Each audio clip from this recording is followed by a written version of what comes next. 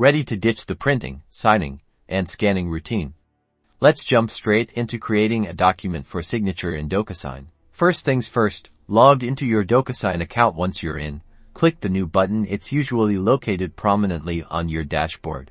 A drop-down menu will appear. Select Upload to choose the document you want to send for signature from your computer. DocuSign supports various file formats like PDFs, Word documents, and more.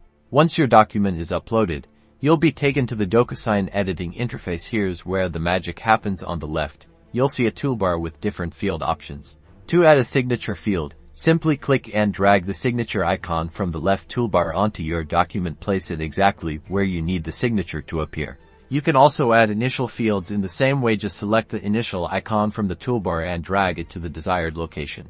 DocuSign offers a variety of other fields too, like text boxes for filling in information, date sign fields, and more. Explore the toolbar to find the perfect elements for your document. Drag and drop them as needed. Now, designate the recipient. You can specify the signing order. If you have multiple signers, make sure to double-check the email address to avoid any delays. Once you're happy with your document and have added all the necessary fields, click the Send button in the top right corner, and that's it.